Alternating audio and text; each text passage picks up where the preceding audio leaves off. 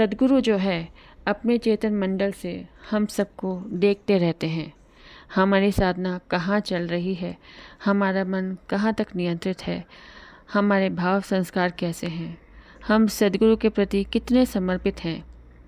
हमें आवश्यकता है दीन होने की, अधीन होने की, शरणागत होने की। जिस साधक के अंदर दीनता है, अधीनता है, समर्पण की भावना है, आस्तिक्य भाव है, वही साधक भक्ति मुक्ति का अधिकारी होता है।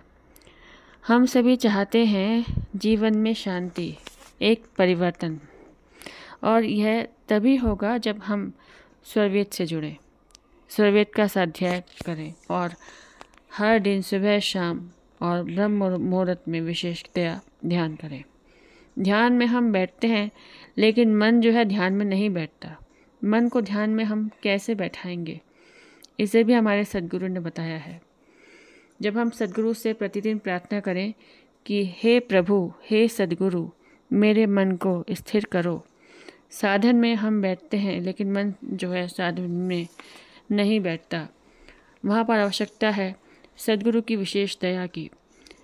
सद्गुरु की विशेष दया से ही साधन में मन स्थिर होता है।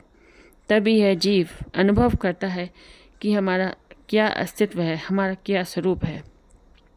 सद्गुरु का उपदेश यही है, सद्गुरु का संदेश यही है कि हम अनादिकाल से माया के प्रपंचों में फंसे हुए हैं और उसी बंधन से हमें निकलना है।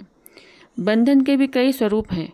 कहीं बंधन कर्म का है, कहीं बंधन अज्ञानता का है, कहीं बंधन जड़ चेतन का है। और सद्गुरु जो है हमारे बंधन को काटता है और हमें अपने स्वरूप की पहचान कराता है। हम सभी एक ऐसे आधार से जुड़े हैं जो आधार सद्गुरु का है। हमारे पिता सद्गुरु ने जीवन के अंतिम क्षण में कहा था कि मैंने इस धन को बहुत तपस्या से प्राप्त किया हूँ। आज यह ज्ञान हम सबके लिए बहुत सुलभ हो गया है, लेकिन हमारे अमर सद्गुरु ने, सद्गुरु सदाफल देव जी महाराज ने इस धन को, इस ज्ञान को बहुत परिश्रम करके, तपस्या करके प्राप्त किया है। और प्राप्त ही नहीं किया है, सारे संसार के सामने चुनौती दिया है कि मैं 17 वर्षों की कठोर साधना के बाद ब्रह्म विद्या विहंगम लोक के चेतन साधन के द्वारा सद्गुरु के प्रकाश में प्रभु को प्राप्त किया हूँ और तुम्हें भी प्राप्त करा दूंगा।